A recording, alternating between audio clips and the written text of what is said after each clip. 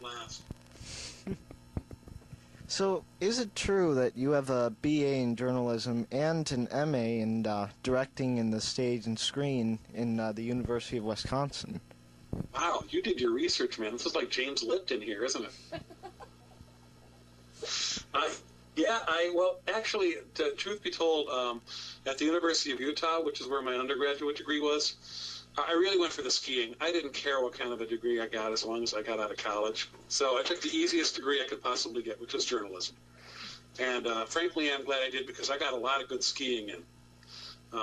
So I went to graduate school in order to complete my college education. I thought it was important that I actually knew how to do something when I got out. And I was, luckily I had a great advisor and I was able to design my own degree, which was in directing. And I learned how to direct for film and for the stage and for television. And it was a great degree, and I'm glad I'm one of those people who believes that a college education, since I'm paying for it, I ought to have a say into how it goes. So I demanded that, hey, I'm paying your salary guy, so you got to help me design my own program here, because I know what I need when I'm going to get out of here. And I'm glad I did it that way because it was very helpful in my professional career. I'm still in the same thing I went to college for, which a lot of people can't say. That's true. Another one of your projects that you're working on currently is with Mike Nelson and Bill Corbett, both of MST3K fame. It's on a project called The Film Crew. Let's talk for a minute about that. There it is. That's the Film Crew's version of Killers from Space with Peter Graves. And this is a movie called The Wild Women. Oh, there, look at you, all right. That's just so you can see it.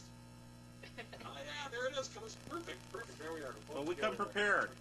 We also have this. Perfect. Well,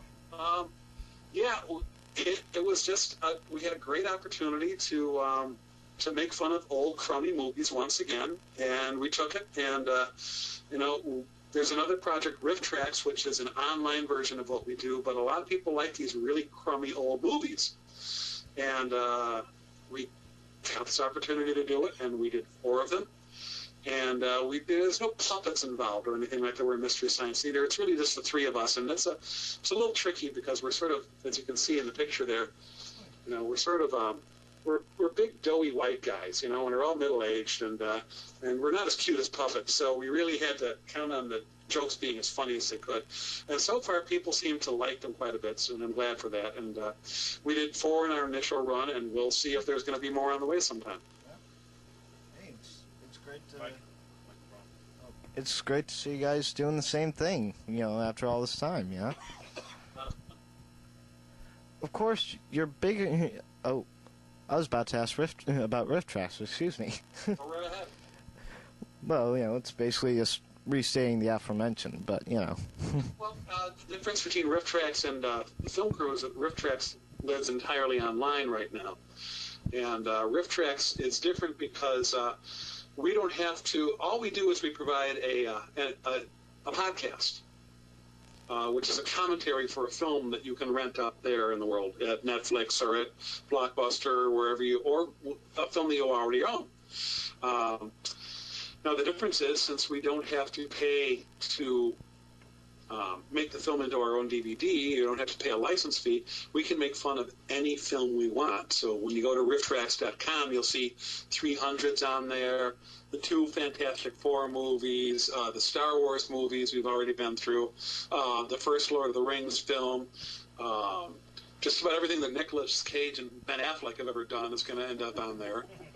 So that's been a blast because, one of the things we always talked about at Mystery Science Theater is that we can't get the really, really big, dumb films. We only got small, dumb films. We didn't get big, dumb.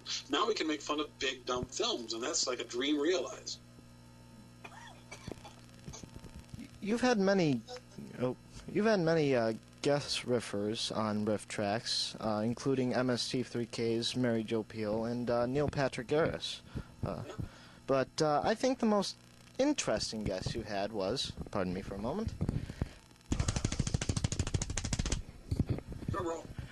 Darth Vader's kid brother, Chad Vader.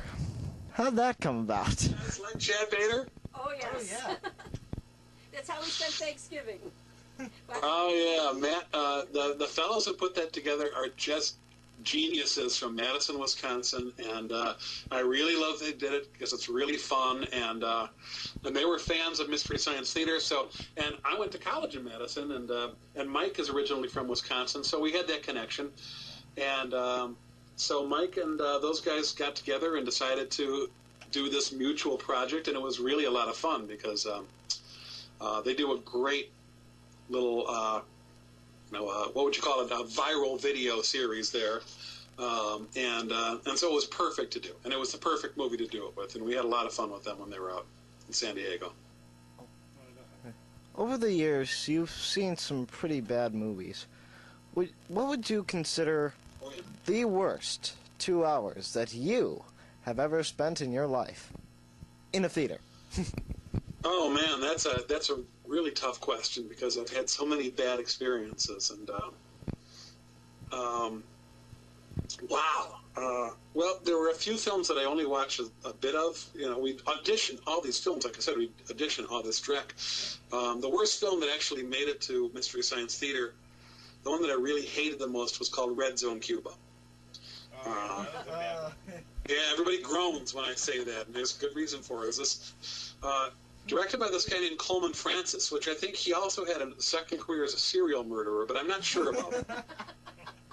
Well, he actually does do serial killing in the movie, which we ended up cutting out because it was just so gross. He's like, you know, this is the kind of movie Charles Manson would have made if he'd had a budget. So it was bleak, and it was in black and white, and it was just gross, and he pretended that Lake Mead was the Florida Straits, and that he'd go across Lake Mead and invade Cuba. I mean, what the heck is that? That makes no sense in anybody's world, and he just sort of expected people to swallow that. And so it was just blistering, and it gave me, you know, we work on these shows for 9-10 days when we were doing it at that time, and I had a headache every day we were working on that movie. So that was really tough. The worst movie that we didn't do that I sat through, pardon me, was called Demon Rug Suckers from Mars, I think was the name of it. And it had a scene with a big pasty bearded white guy who was making love to a vacuum cleaner. And that's when I had to turn it off, and that's haunted my dreams ever since, and I'm sorry I even brought it up. It was pretty awful, let me tell you. Well, And there it is. well, I am not sleeping tonight. If riff tracks, if you could do a riff track for any film, past or present, whether or not anyone would be willing to buy it, what would you do? Well, the one that I'd really love us to do sometime is Titanic. It's really long, and it's really stupid. It's the biggest, dumbest film I think ever made, and so it really deserves to be knocked down a few pegs. So I think eventually we're going to do Titanic, even though it's, you guys help me out. It's like, what is it, 11 and a half hours long or 13 hours long? I don't remember. Slightly shorter than Transformers, but still within the most of a day kind of thing. Right, yeah. Now, Transformers did go on for about a day and a half, it's true, but Titanic goes on a little bit longer. So I'd love to do Titanic sometime. About a year and a half ago, we had actually watched an animated version of Titanic at this one place in, what was it, Washington? No, that was in Canada. In Toronto, and it's sort of interesting. It was billed as, well, the worst tune ever. Now, was there an animated Leonardo DiCaprio in it, too? More or less. More or less. They weren't the same. They were character types. And